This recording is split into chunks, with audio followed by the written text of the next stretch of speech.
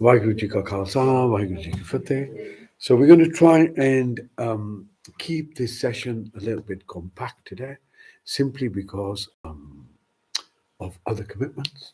So we'll do the meditation, but I want to start off with, I want to really start off with kind of understanding our definitions, understanding how we see ourselves and how we have been trained to see ourselves. Because in order to move forward in this, there are certain aspects of wisdom that need to be appreciated. Now, what do I mean by that? If I was to say something to you and say, look, everything has a start, middle, end. Yeah. And you say, oh, good idea, though. Everything has a start, middle, and end. But you don't see it. You don't realize it for yourself. Then you won't appreciate the moment of now. Okay? There's a quote that kind of just dropped on in my laps the other day, and I don't know what I was doing, and I thought, when will you appreciate the value of your life, though? And it occurred to me, it'll probably be maybe a day or two before I die. I thought, oh, I'm going to die. What has life meant for me? What does it mean to be alive, right? Because you know there's a finality now. You know there's a finality. And we don't take this finality for what it is. We still think there's a remaining. Yes, there's a remaining, but it ain't what you think it's remaining. This understanding of how do you value it, this appreciation, only dawns on you when it's about to go. Not when it's going. That's too late, right? True appreciation is when it's about to go. Then the next question is, when will it go? And the answer is tomorrow. It's always tomorrow. Once we understand and realize this, that all that you have will go and will go tomorrow, then this moment becomes a little bit more real. In that, there's a bit of pain, because I didn't want things to be like this. My worldview was whatever it was, right? I didn't want things to be like this. I don't want to know this because it impacts the sense of identity, the ego, the I amness. I will survive. So we have to recognize that there are at least, so I need to redefine the human being away from bones, blood, and what they think is the brain. Let's look at it in a different way. Let's look at it in an experiential way. Sensations, thoughts, emotions, discrimination, the ability to discriminate, thinking, memory, and being aware. These are all things that you and I know. When I talk about blood, when I talk about bones, you only know it once you see it, once it's objectified. This is an experience, it's different. So we begin to recognize the moment of now. How do we appreciate its quality? So there are two ways. One way is the ego way. Oh, I just love my life. I just want to do everything I can, satisfy the sense of self, enjoyment, always seeking enjoyment. Then there is another one, which is a transpersonal gratitude, which isn't to do with you. It is through a knowing, a realization that this, what we consider life to be now, has an end point. In that, the quality of now increases. How I treat you increases. So we begin to realize life may not be just the way we've been trained to see it. Perhaps there are different ways to engage with life. And from the wisdom traditions, and these traditions go back 10,000 years, Upanishads, Vedas, you look at the fathers of the desert, the Tibetan monks, the Buddhism. Um, Although Buddhism is a Western invention, just like Sikhism is, it's not actually nothing to do with anything, or just as Hinduism is. All of the isms are Western inventions, just to let you know. The Western inventions, academic. Anthropological, meaning that it's someone studying you law and then defining who you are, right? But never living you. Big difference. So within this space, we have been recategorized as a thinking. The thinking has been recategorized. And therefore, there's some confusion. But in the systems, that which has continued for 10,000 years.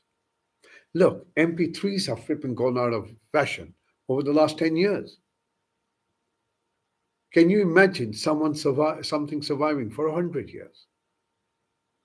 All right, 500 years. Okay, 1,000 years and still functioning. 5,000 years, 10,000 years. Then you realize it's been categorized. It's been the individuals who've practiced this stuff have told you the same story. And because the story is the same, it must be that's what it is. And what are they saying? They're saying, look, the way you are looking at life, you're looking at it through blindfolds. You're looking at it through a lens. This lens has been created for you. It's created through your language. It's created through your cultural setup. It's created through your education, through your religion, through your parents. This becomes your inner space, your sense of self. You begin to protect it, and then you begin to live by it. This can be manipulated and has been manipulated. Just look at what's happening over the last 2, 3 years. Yeah, how quickly it was manipulated. Easy to manipulate. This piece of cake, mate. Right? Just use fear from one side and offer security on the other. Right? One hand's offered, same thing that's happening today in the elections. Let's get rid of the bad guys. Yeah, well, you'll find out soon enough who the other bad guys are. Same old, mate. Right? Same old, same old. So we begin to realize in this life of duality, there's nothing wrong with it. It's how it functions. It functions in duality. It has to function in duality. So now we begin to say, all right, what does that apply to me? How does that apply to me? And I would say to you, it applies to you in redefining yourself, not as physical, the physical body and the mind thing, and maybe the soul thing, but you really don't know what the hell that is, right? So if anyone asks you, well, what's the soul? They'll tell you they have one, but they don't know what it is. Then how do you know you have one?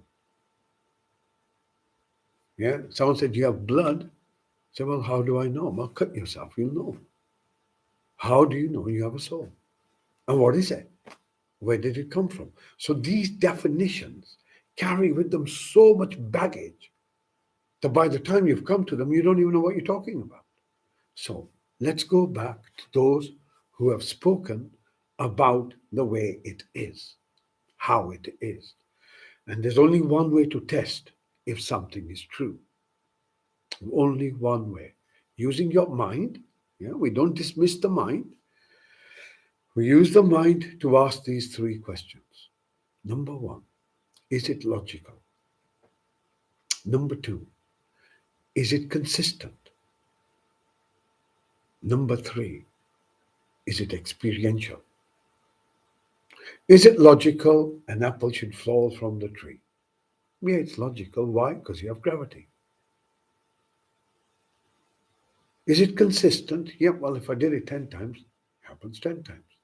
Is it experiential? Yep, I see it.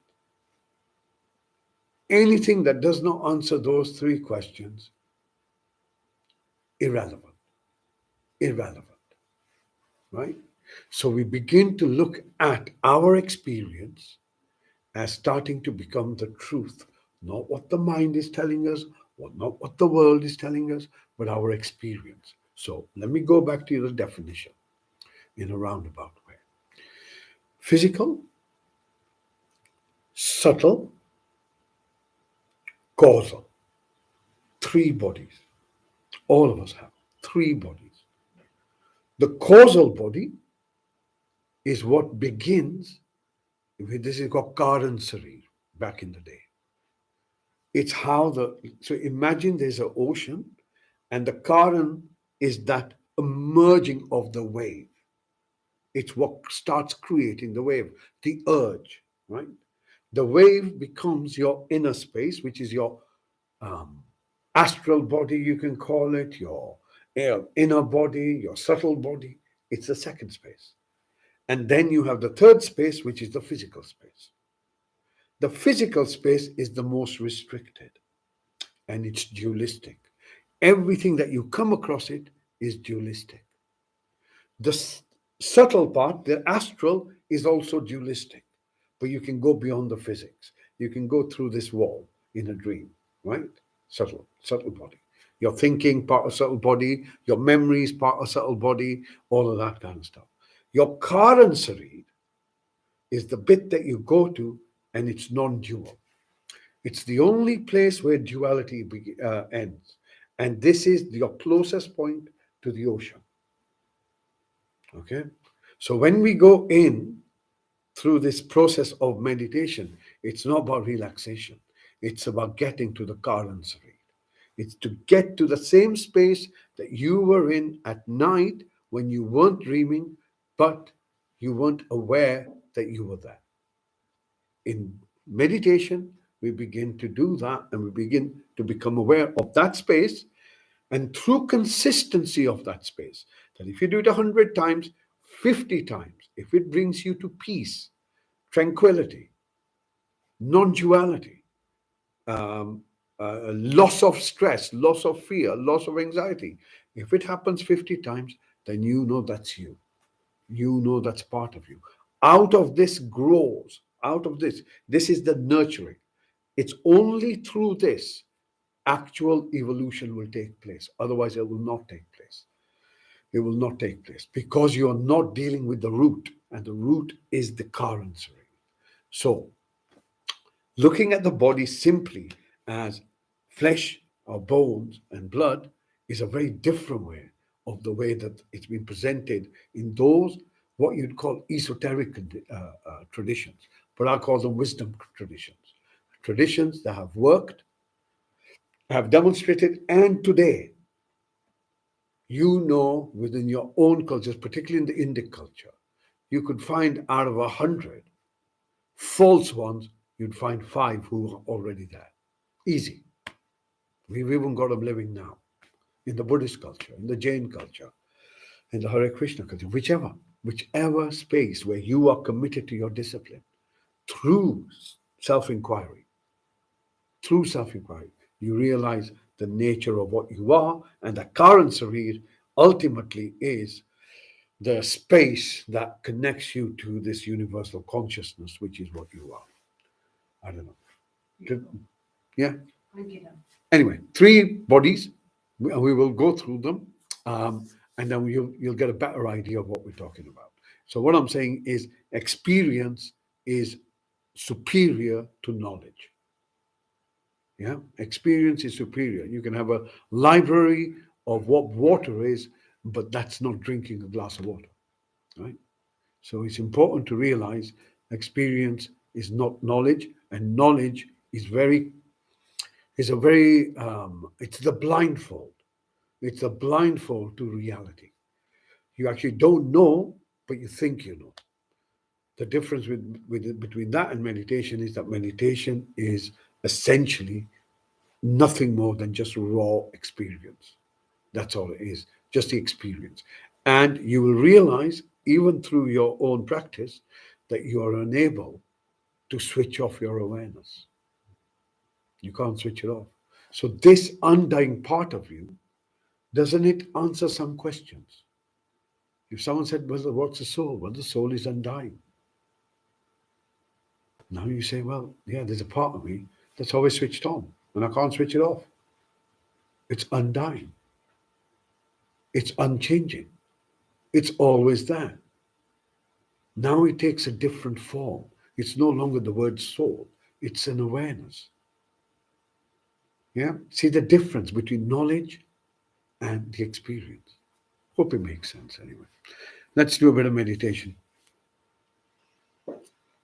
Yeah. Okay, so as ever, we begin with closing our eyes, straighten our back,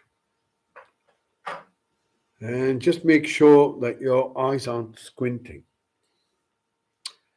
And when you straighten your back, you're not rigid. You're upright, but you're not rigid. And your shoulders are slightly pulled back. And you bring, now there are different ways to allow you to become present. So we'll bring a few methods of motivating ourselves to the present moment. So just for a moment, consider,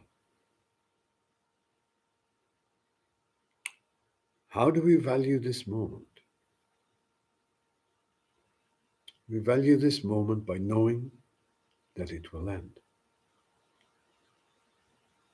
And what if this was the only moment you could cultivate peace?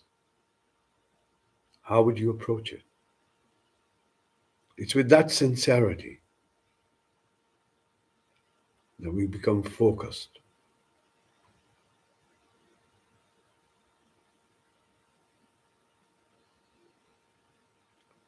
Allow ourselves to align ourselves to the reality of nature,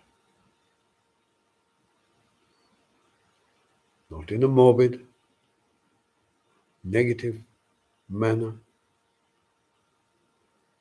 but appreciation of now, just now.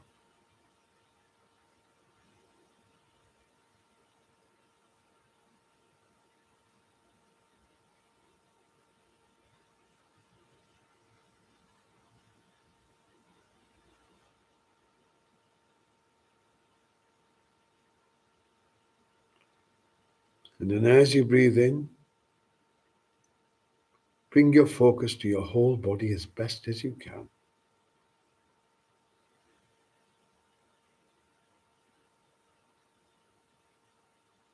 Recognizing that the body that you call is yours has been changing from the moment you were born without asking you.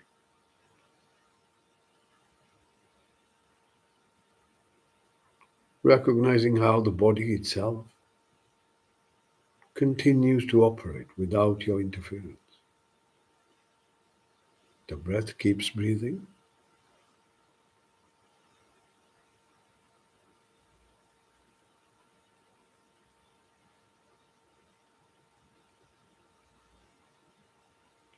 The heart, the blood keeps pumping. The nervous system, the digestion, all activities, every single cell working diligently, all by itself, yet all together. Recognizing that. And how through this body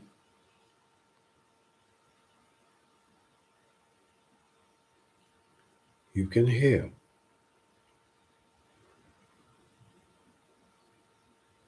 how through this body you can see. Even if it's just the darkness in front of you.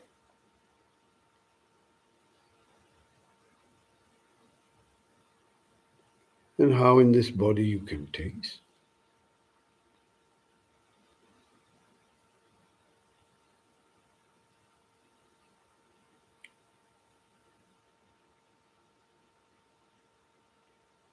Bringing your focus now to the seat you're on.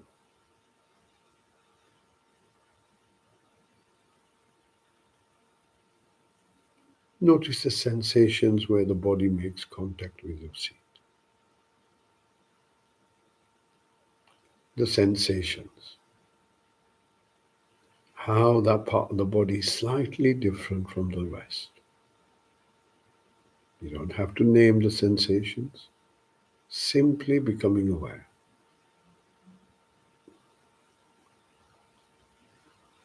As you breathe in,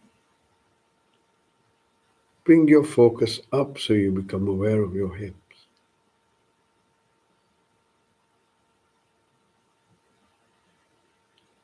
And these hips have carried you,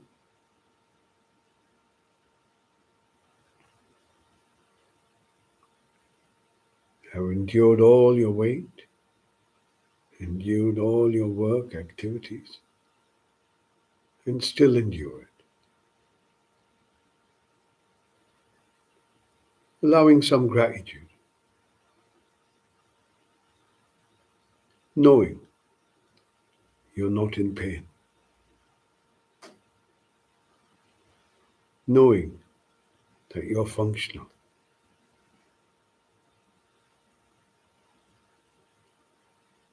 And then gently moving this focus down your thighs, towards your knees, from your knees moving down to your ankles, scanning the back of your legs, scanning the front of your legs. Notice your feet.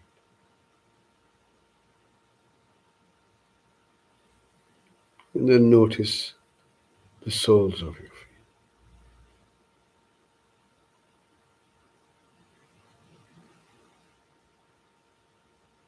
Bringing your focus back to the seat you hold. Take a moment to notice how you're held in place, how you're in fact embedded.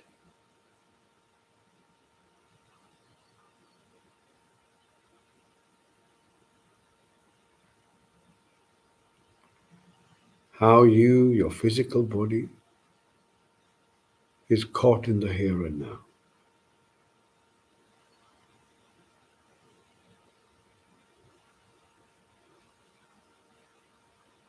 The here is for your body, the now is for your mind.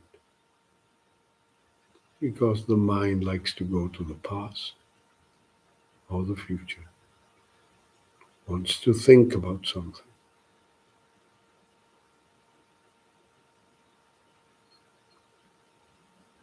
Notice yourself embedded, held in place, in everything around you, all functioning by itself. Notice your back is straight and upright.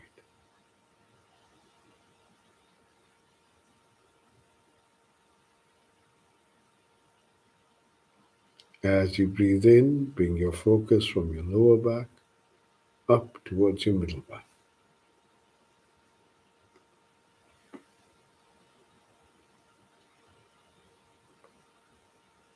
From your middle back, bring your focus up towards your shoulder blades.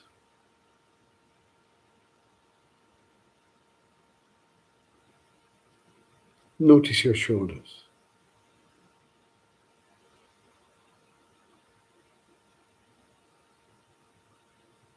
Allow them to soften a bit, if you can.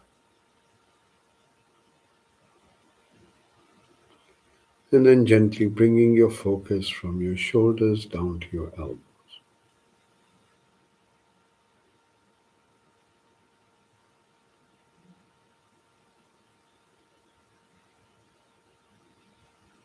From your elbows, moving your focus down to your wrists.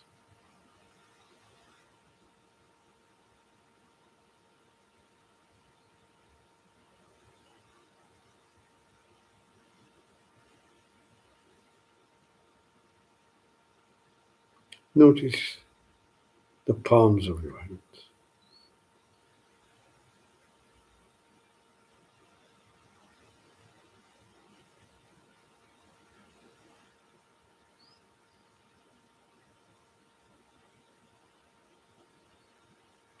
Notice your fingers.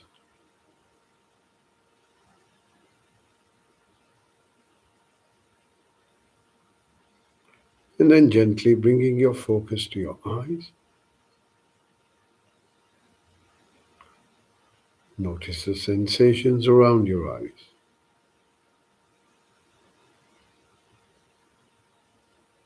Notice your eyes. Notice behind your eyes.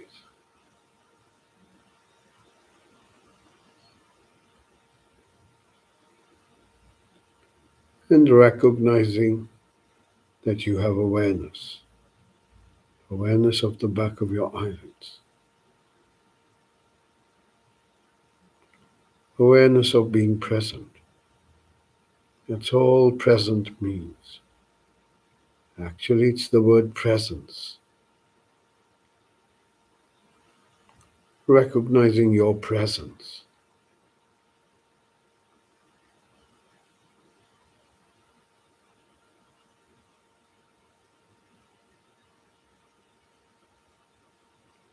And then as you breathe out, you allow your eyes to soften, bringing your focus towards your mouth.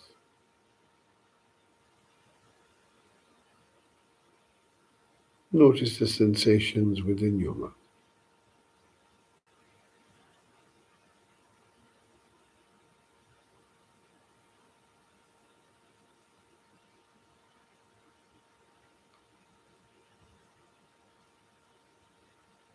Notice the sensations on the roof of your mouth.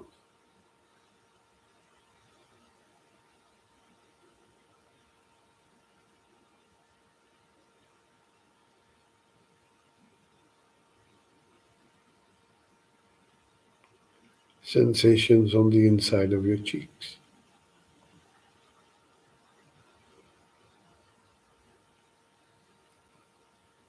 And then noticing your tongue.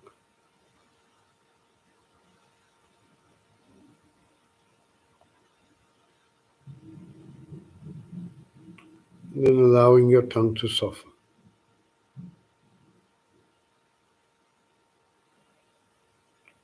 And on your next breath out, allow your face to soften. Next breath in, once again becoming aware of your whole body as best as you can.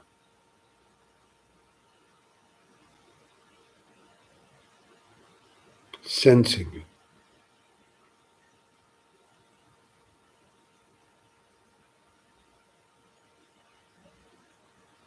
You can only sense in the present moment.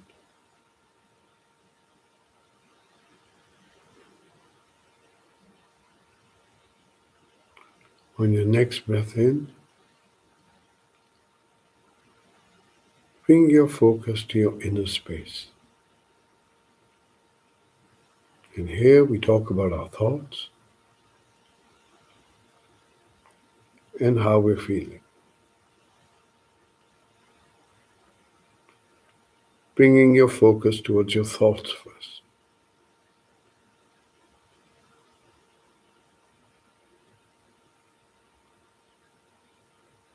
Is there anything going on there? Do you feel alert or do you feel drowsy?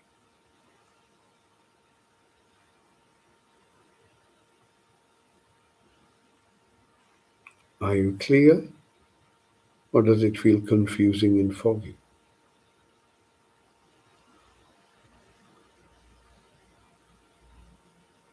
Mental.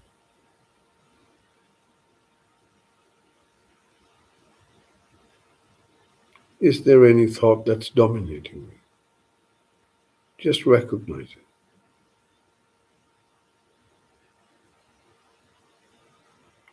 And then on your next breath in, bringing your focus to your chest.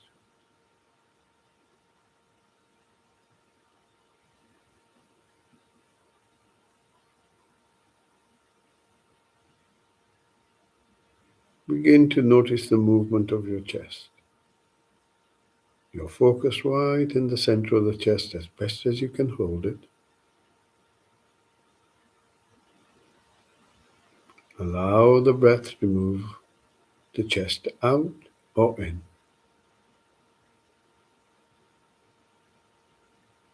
Breath comes in, chest moves out.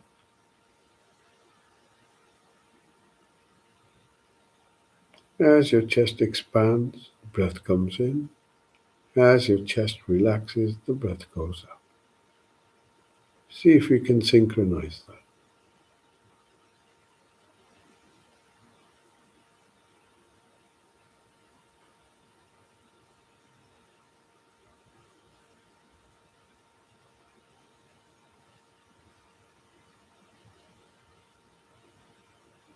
This movement produces subtle sensations within your body. See if you can see them. If you can become aware of these subtle changes within the body as the breath comes in and the breath goes out.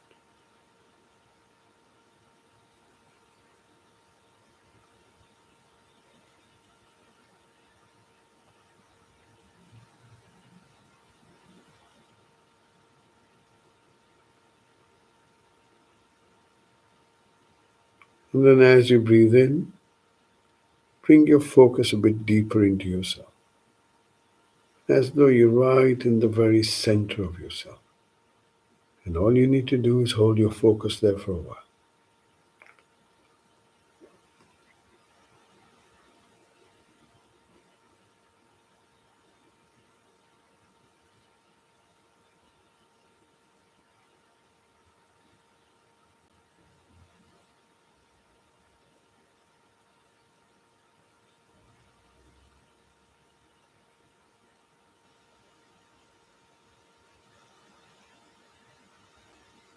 Notice how you're feeling.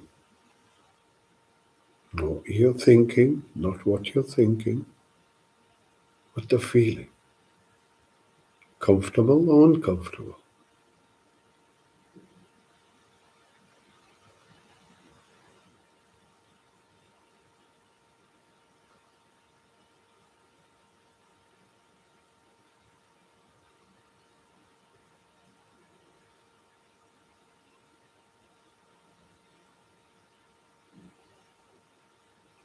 And then on your next breath out, simply opening your awareness to all the sounds around you. Begin to listen.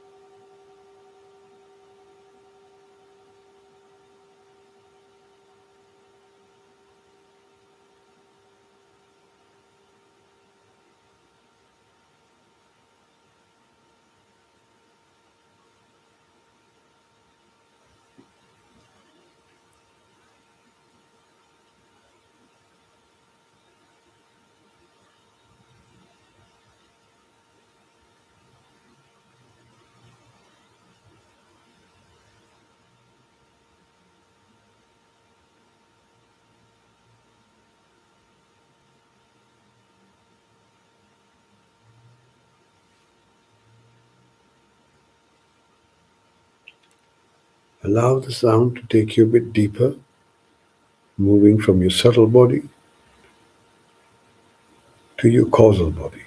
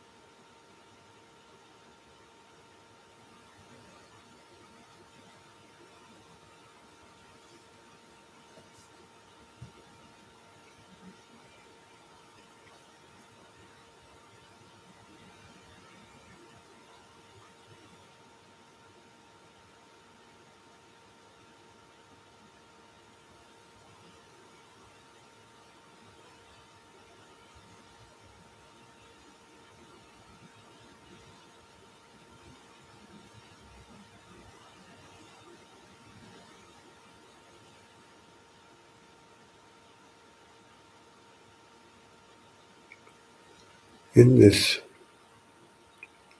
state of non duality, notice the absence of like and dislike, of pain and pleasure.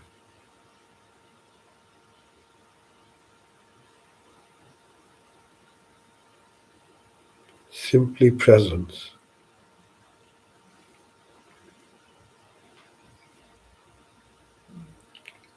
Notice how this presence gets deeper as you follow the sound.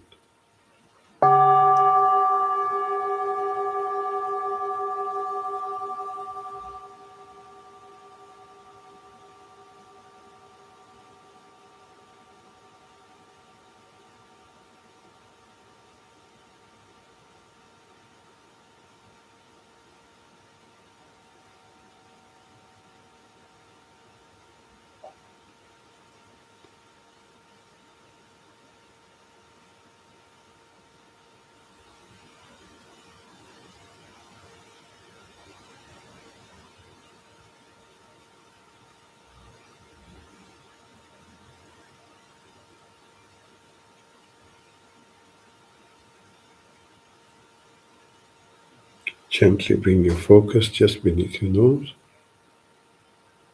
sitting with your breath.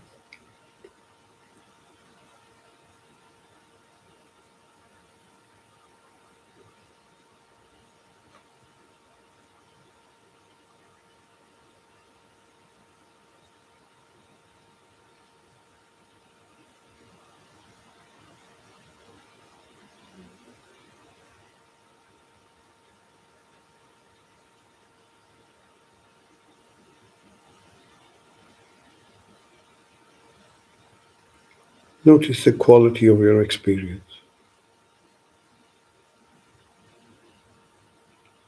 If it's quiet, focus on the quietness. If it's peaceful, focus on the peace. If the mind is disrupted, focus on the breath.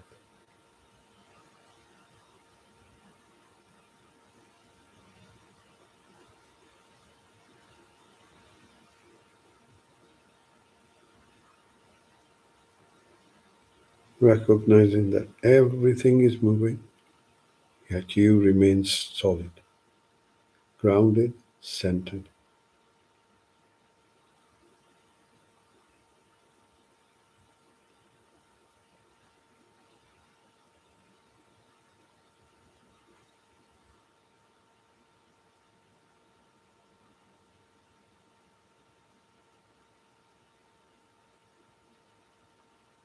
Next breath out,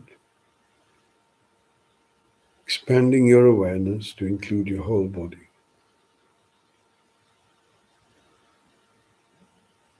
And once again, notice how the body feels.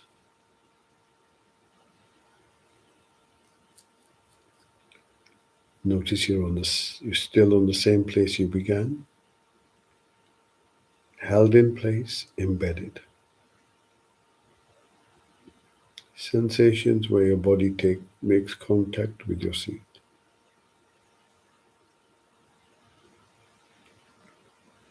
From those sensations, move up towards your hips. Allow your awareness to drift gently down your thighs, taking your time, giving your body a little bit of attention. Then from your knees, moving down towards your ankles.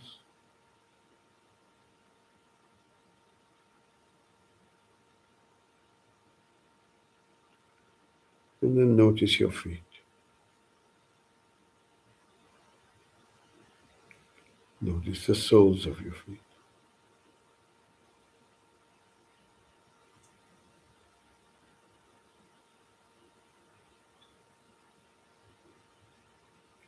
Coming back to the seat you're on.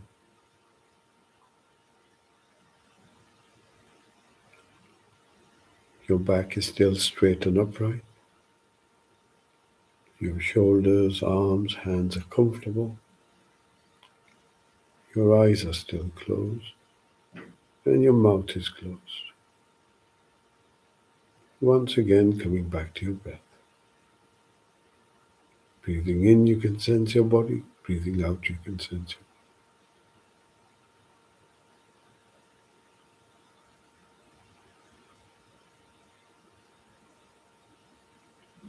Breathing in, you're calm. Breathing out, you're calm.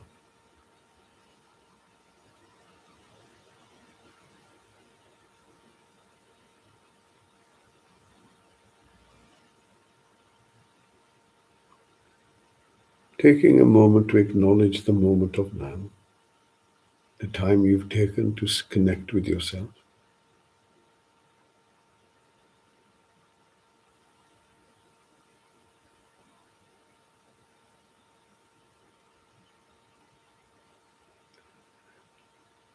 Bringing the intention to smile to yourself. Just the intention to smile. Smile knowing you have this moment.